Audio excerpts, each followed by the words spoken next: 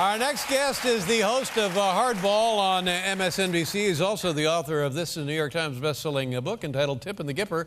There's the Gipper, there's Tip. Ladies and gentlemen, here's the bashful, the taciturn Chris Matthews. Chris, come on out, buddy.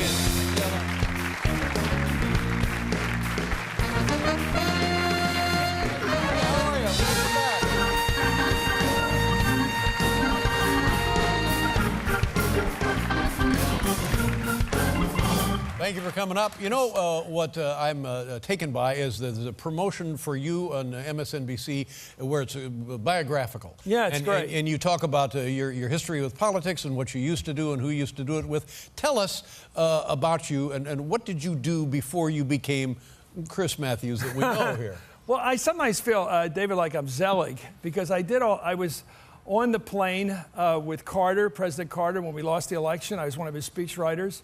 And then I found myself hired as Tip O'Neill's top guy.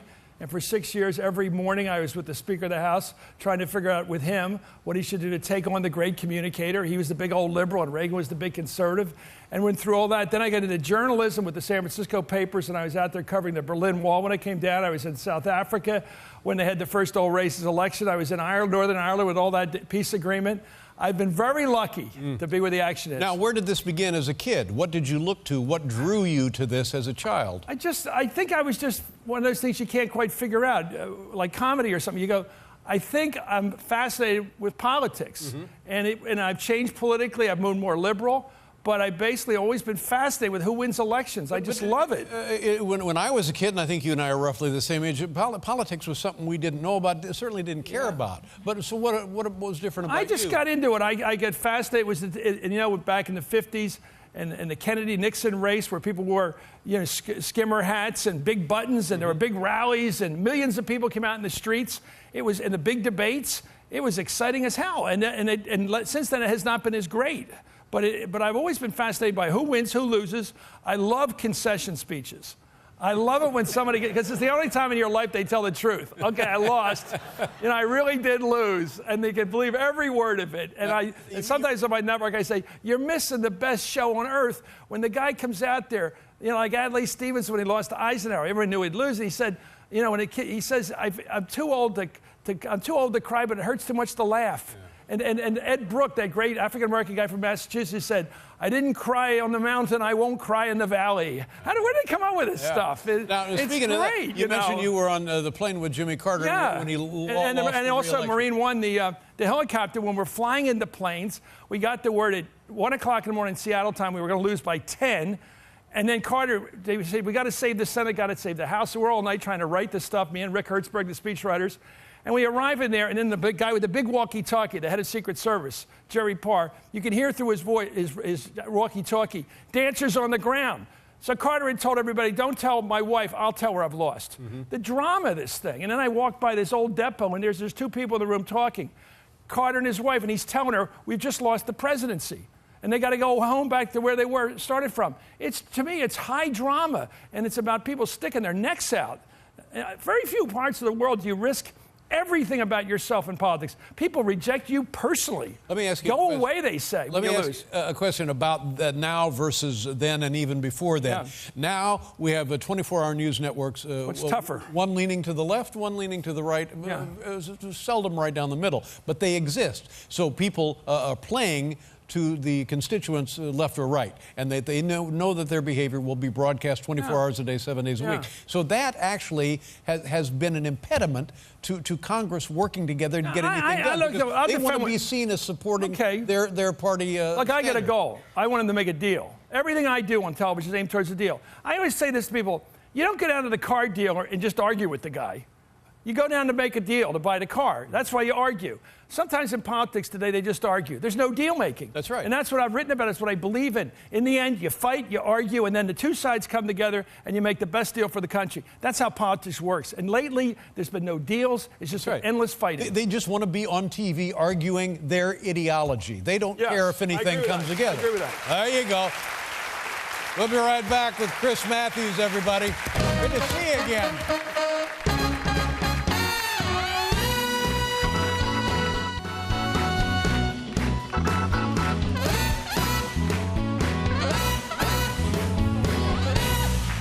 way, when you were working in Washington, you were also a cop. Now, is that right? You were actually a 38 special checked out. You had a revolver. Yeah, I did. I was checked out. You were part of the D.C. That's police the way force. it worked. In those days, like Harry Reid, the head of this top Democrat in the Senate, was one. What you do is you come to Washington, you don't know anybody, so you ask for a job. I did like 200 offices when I got out of the Peace Corps in Africa. I came back. I tried all the Irish guys. I couldn't get a job with one of them. I figured Holy Cross, the Peace Corps, Jack Kennedy would work. I finally got a job with a Mormon from Utah who had worked for Bobby Kennedy and had worked recently for Ted Kennedy. He loved the idea. I was with that background. And after I did some tryout thing I had to do for him, he said, okay, we got a job for you.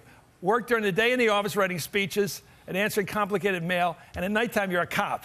Like, oh my God, very Irish, you know. Like I'm just, what do you call it, typecasting. So I did that. I loved it because I'd be guarding the Capitol in the middle of the night with my gun. And at one time I was guarding it, I found out they were the Pentagon Papers. Oh, of course, right? I'm standing there with my 38 ready to blow away anybody that tries to take them. Of course, they'd already been published in the New York Times and the Washington Post, but that was my exposure to Washington. But I worked with a lot of West Virginia guys, country guys who were, you know, double dippers. They came back from the Marines. They were MPs or whatever, and I learned a lot from those guys. Tell us about the Peace Corps. Is that still up and running? Do kids know what that is today? Do they get in it today? Is it viable? It used to be tough to get in. You know, I had the greatest life experience of my life. 2 years in Africa, riding around a Suzuki, a motorcycle, teaching business with older guys who were wonderful guys with me. And I always figured I was sort of teaching democracy and capitalism while Che Guevara's over in Latin America doing the opposite. I felt very romantic about it. I got to hitchhike by myself all the way up through Africa like this, all alone, as a white guy. And I thought it was an experience of a lifetime. By the way, everybody who's ever been in the Peace Corps says it was the greatest experience of their life. The teaching and the meeting of other people and speaking Zulu for 2 years. It's kind of fascinating. Do you still speak Zulu? I have a handle on it. Yeah, I can still do a little. About halfway through my 2 years at a bar, I could fake the whole thing. You could say, I got enough of this. But it was a tough language. And you never know when you're going to have to go right into the Zulu these days.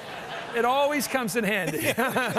Never not an a very important long night, maybe. Oh, now tell me about the Obamacare. Look, talk about health care. I'm sick of talking about Obamacare. It's made me physically sick to talk about health care. What happened? What went haywire? Well, I think everything. That's the word, haywire. I was trying to figure out, David, why do second terms suck?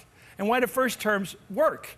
Well, one answer is if you have a first term like this second term, you don't get a second term. That's what I discovered. Right. It ain't complicated. It's logical. But they all seem to try to do something. If you think about the Nixon problem with Watergate, he had too much he's obsessed with leaks. So he has these plumbers, and then they get completely out of hand. Bill Clinton had his problem with Monica. That got out of hand, obviously. You had Reagan was obsessed with Nicaragua, the communists down there. That got out of hand. With this thing, he had a great idea. I believe the country needs health care. It's better than 40 million people sitting in the emergency room waiting their turn. But the problem is, he didn't keep a handle on it. He didn't make sure it was well run, well organized, and ready to go. This is just a fact. And I'm an Obama guy. I support his whole principle. We got to insure people. But you got to make sure it works. But this is the generation, the era of computer savvy. I know. Everything is computer. At least, why wasn't that aspect of this buttoned down? Ask him. Yeah, I mean, because he's the guy that has to answer that question. I don't know. Did somebody say, "Oh, don't worry, we're ready to go"? I'll give you my critique. For some reason, this president, who's very professorial and he's very inspiring and a wonderful orator, doesn't seem to focus on executive stuff. He's just not focused on it. Every good president's had a really strong chief of staff, a very clear chain of command. Every time something goes wrong, you know who to blame and you fire them. There's unique responsibilities. I learned this in politics years ago. Who's handling press? You handle press. Stay out of everybody else's business. But if something goes wrong with the press, we know who to blame. You. Very clear responsibilities. I've watched poor Sebelius testify. Well, who's responsible? I don't know. And then finally somebody named Michelle, and well, she's not really responsible because she's got 30 other jobs. What's this?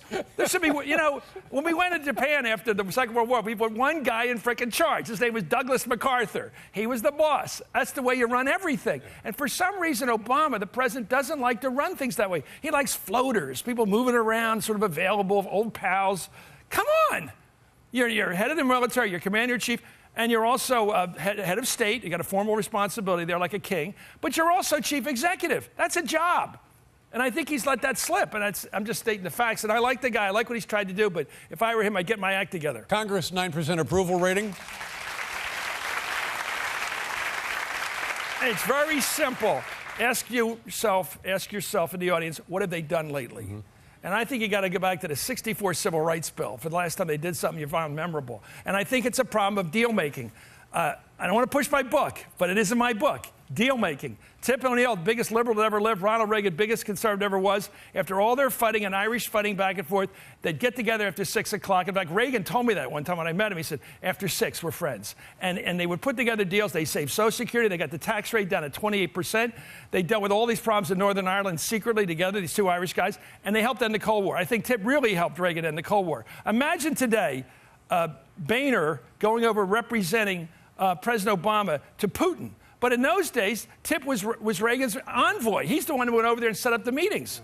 And times have changed. This goes back to earlier what we were talking about, that in those days, people existed in relative ignorance. And if they knew, okay, we're not at war and I got money in my pocket, then everything is pretty much okay. Yeah. Now we know every breath that every player in the game takes. And I think Obama's enemies have been very personal about him. This birther thing keeps going. People like Trump keep talking it up, that he's really a Kenyan. It's all some kind of illegal immigrant story.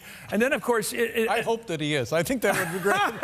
Well, that would blow my mind. I'll tell you, I think it's ridiculous. Hey, no, that's a great tie, by the way. It's Chris Matthews, ladies and gentlemen. Thanks for watching. Good night, everybody. That's what How's it going, Chris?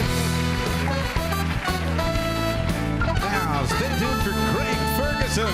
This is Alan Calder speaking. Good night, everybody. Is it Rai5?